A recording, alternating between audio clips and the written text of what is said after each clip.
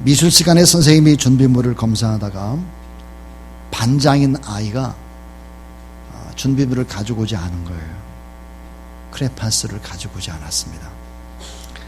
이걸 보고 선생님이 야단을 쳤습니다. 근데 야단을 치는데 우리 반장이 선생님의 그 모습을 물끄러미 바라보고 있었죠. 근데 선생님은 자기에게 반항하는 것으로 느끼고 반장의 뺨을 마구 때렸습니다. 그 다음 시간에도 이 반장은 준비물을 가지고 오지를 못했습니다. 선생님은 이 반장을 불량 아이로 낙인을 찍고 말았습니다. 17년이 지나고 이 소년은 법정에 서게 됩니다. 그의 최후의 진술에는 이런 이야기가 나왔습니다. 재반장님, 저는 17년 그때 세상의 모든 사람이 미웠습니다. 죽이고 싶었습니다. 그 당시 크레파스는커녕 밥을 굶으면서 노냥 그렇게 학교에 다녔습니다. 그러나 선생님은 항상 저를 문제아 취급하고 저를 때리기만 했습니다.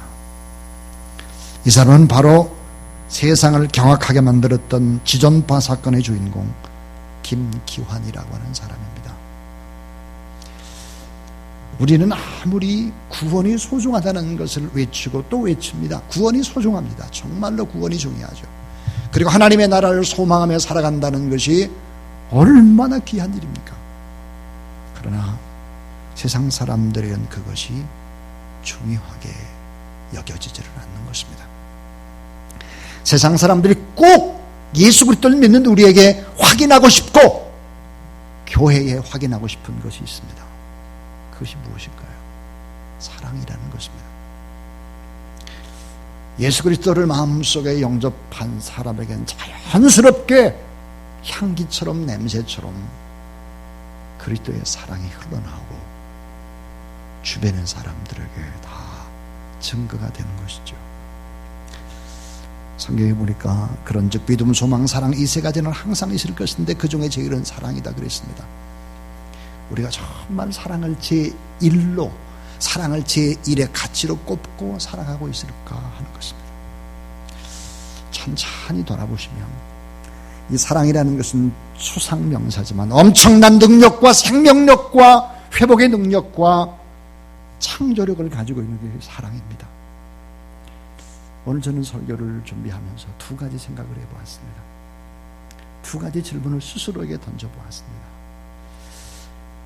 만약에 우리 교우 가운데 어떤 한 사람이 사업이 쫄딱 망해가지고 길거리로 다 나앉아야 되게 됐다고 할 때 이 사람을 우리 가정으로 오라고 해서 우리 어려워도 같이 삽시다. 걱정하지 말고 우리 집에서 삽시다. 이렇게 요청할 수 있는 식구들이 우리의 가정들이 몇 가정이나 될까? 이런 생각을 해보았습니다. 또 하나 생각을 했습니다. 오늘 예배드리는 여러분이 그런 사람을 초청해서 자기 집에서 같이 삽시다. 이렇게 할 수 있을까? 또 하나, 그렇게 요청을 했을 때 자존심 내세우지 않고 그렇죠 뭐 그렇게 합시다.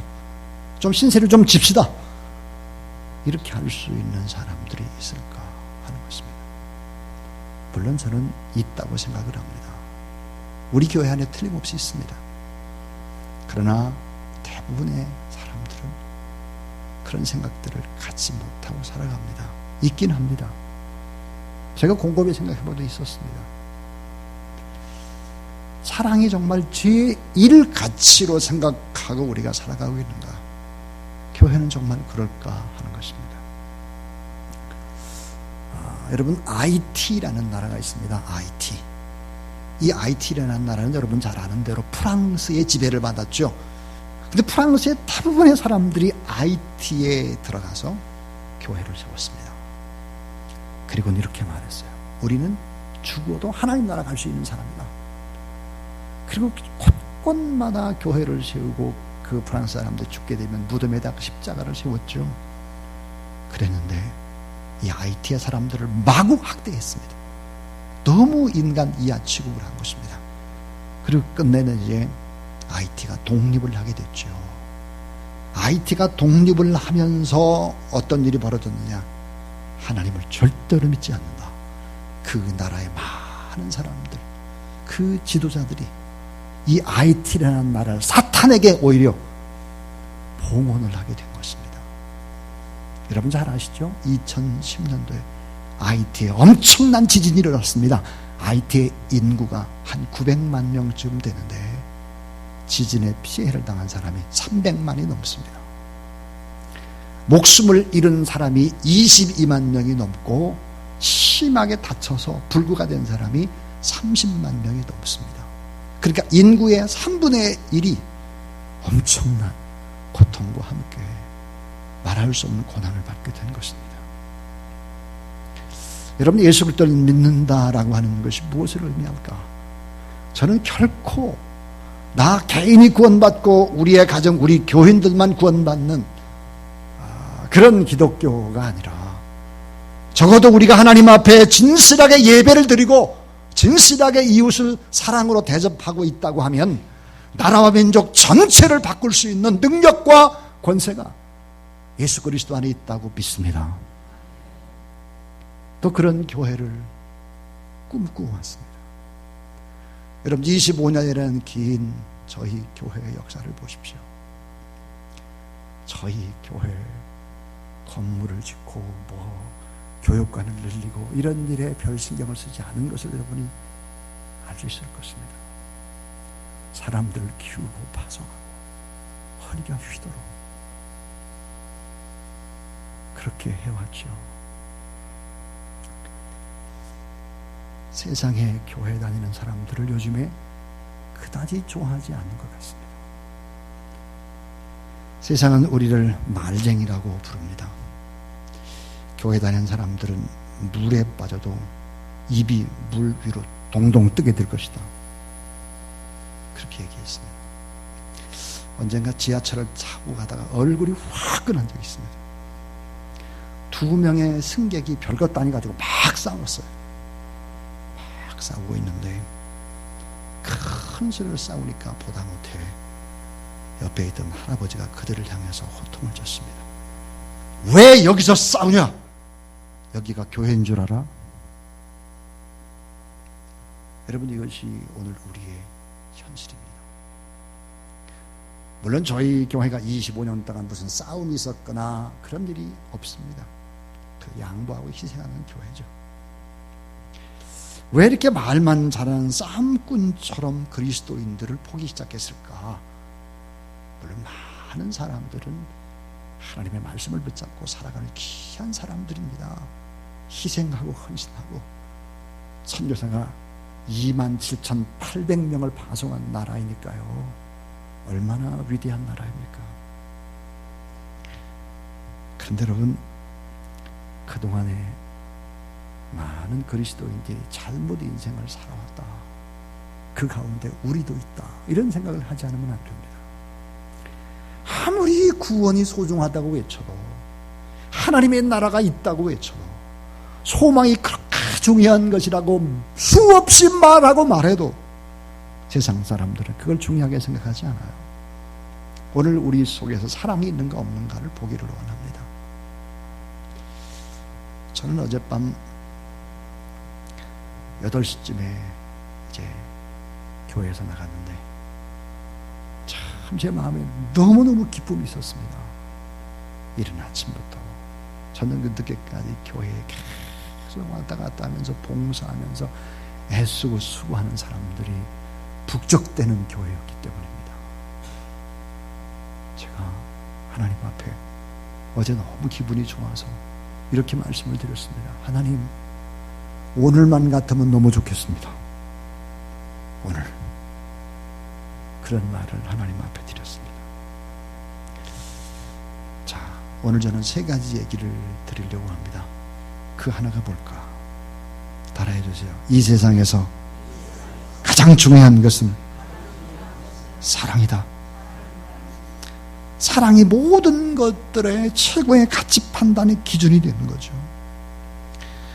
고린도서 13장 1절부터 3절에 보니까 그 중에 제일은 사랑이라. 사랑이 없으면 아무것도 아니다 그랬습니다. 세상에 여러분 사랑 얘기하지만 성령의 은사를 받아서 방언의 기도를 하는 것보다, 미래를 알 수 있는 예언의 능력을 가지고 있는 것보다, 엄청난 능력과 비밀을 알고 있고 산을 옮길 만한 엄청난 일들을 하고 수많은 지식들을 가지고 있다고 할지라도, 그리고 열정적으로 내 몸을 불태우면서 다 바칠 만큼 그렇게 구제하고 선교한다고 할지라도 사랑이 없으면 소리나는 구려와 울리는 꽹과리다. 사랑이 없으면 아무것도 아니고 사랑이 없으면 아무 유익이 없다 그랬습니다. 사랑, 그것이 제일이다 하는 것입니다. 사랑이 제일이다. 성경적인 최고의 가치 기준, 절대 기준, 그 초점을 맞추고 우리가 살아가야 되겠다. 나도 사랑해야 되겠지만 그보다 이웃을 더 뜨겁게 사랑하는 그 사랑의 그런 하나님의 사람들, 우리 교회가 그런 교회 될 수 있기를 주의 이름으로 축원합니다.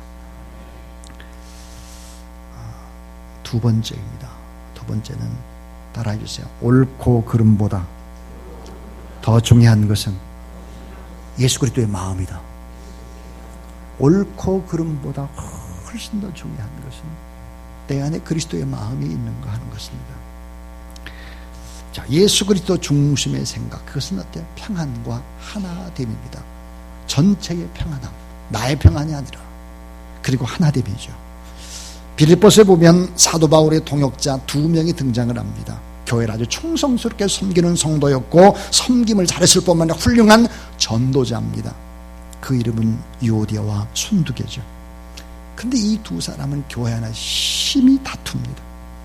서로 만나면 싸우고 시기하고 미워하고 하나 되지 못했습니다. 이 문제가 빌립보 교회의 가장 큰 문제 중에 하나였죠.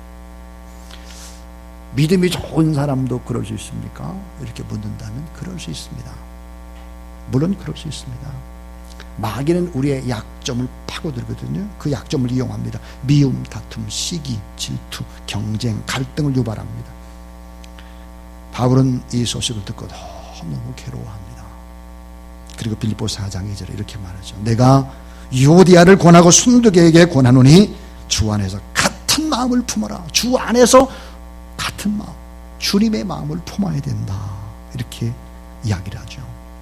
주님의 마음, 여러분 안에 주님의 마음, 주님의 사랑이 충만할 수 있기를 주의 이름으로 축원합니다. 창세기 2장 9절 또 17절, 창세기 3장 6절에 보니까 선악을 알게 하는 나무의 실과를 먹으라라고 유혹하는 것이 마귀입니다. 선과 악을 알게 하는 나무, 옳고 그름이 뭔지를 잘 깨달아 알 수 있는 그 나무의 실과를 먹으라는 거예요. 여러분, 사실 우리가 왜 그렇게 옳고 그름을 따지고 선악을 그렇게 잘 따지려고 할까? 그 이유는 우리가 타락했다는 증거입니다. 사랑이 메마르다는 증거죠. 성경에 보니까 옳고 그름을 가장 잘 따지는 명수들이 있었죠. 바리새인과 서기관입니다. 성경을 가장 많이 아는 사람들이죠. 바리새인들은 십계명을 613가지 조항으로 나눠가지고 그걸 잘 지키려고 했습니다. 서기관이 누구입니까? 성경을 쓰는 사람입니다.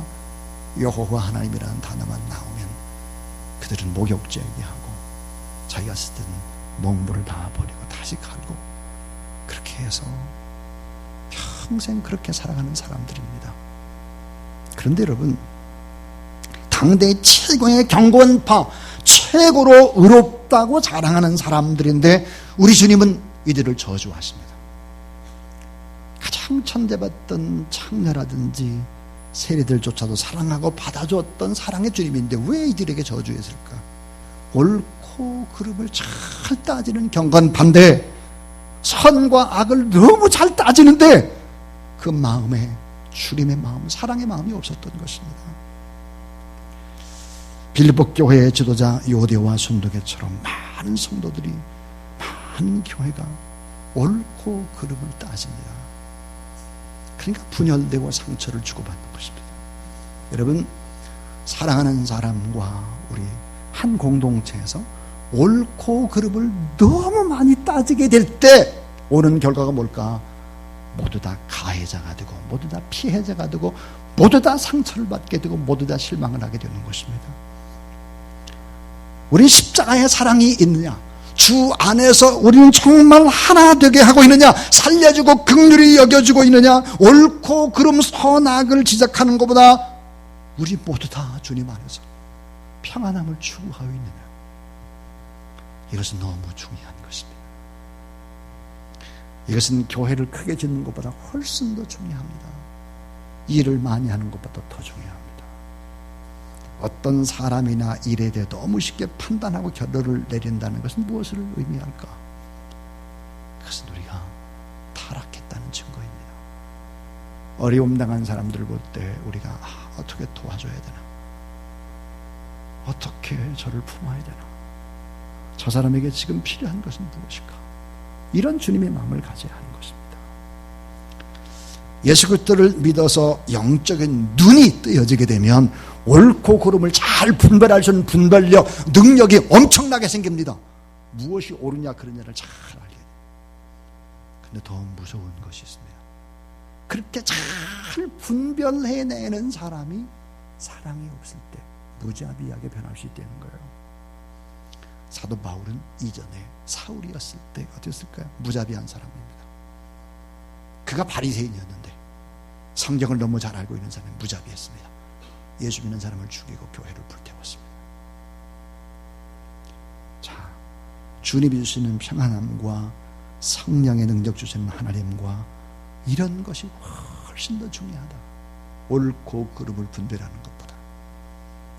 교회 공동체 안에서 여러분 더 뜨거운 사랑으로 주님의 마음으로 품고 오히려 내가 고난받고 고통받는다고 할지라도 기뻐하는 그런 여러분이 될 수 있기를 주의 이름으로 축원합니다.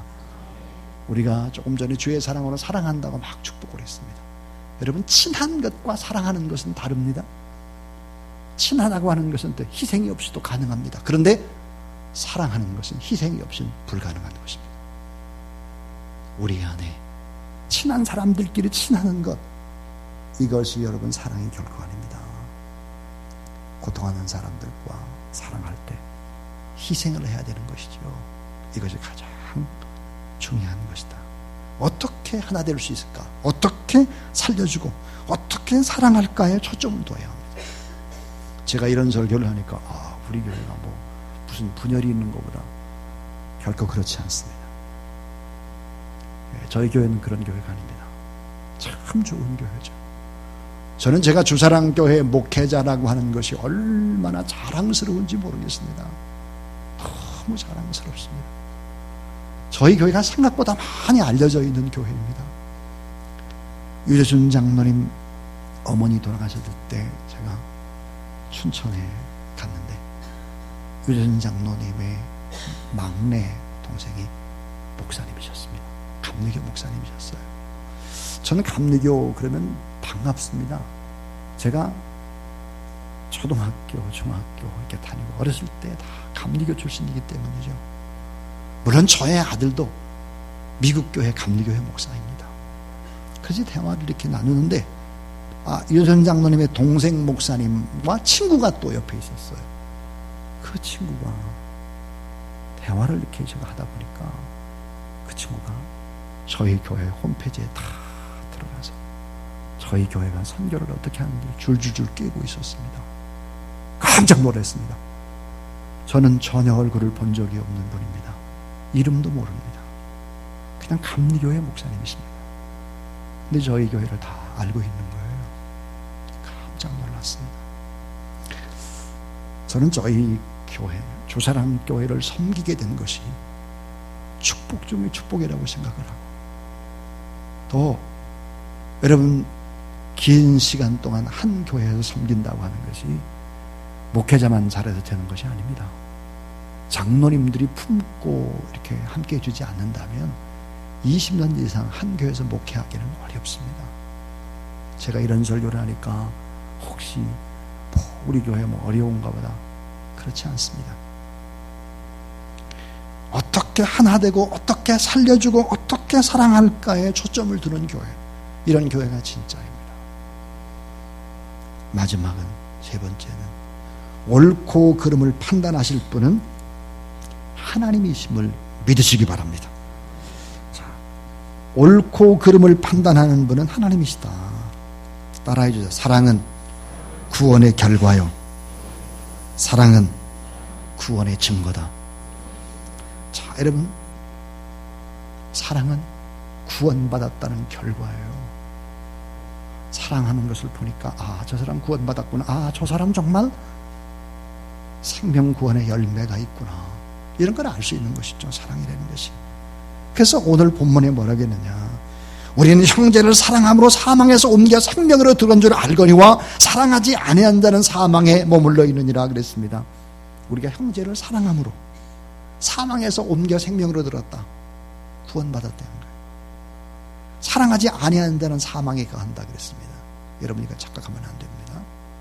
요한복음 5장 24절에 보니까, 내가 진실로 진실로 너에게 이르노니 내 말을 듣고 또 나 보내신 이를 따라하세요. 믿는 자는 영생을 얻었고, 요한복음 5장 24절은 믿어야 영생을 얻는다 그러고, 요한일서 3장 14절에 보니까 우리가 형제를 사랑함으로 사망에서 옮겨 생명으로 들어갔다 그랬어요.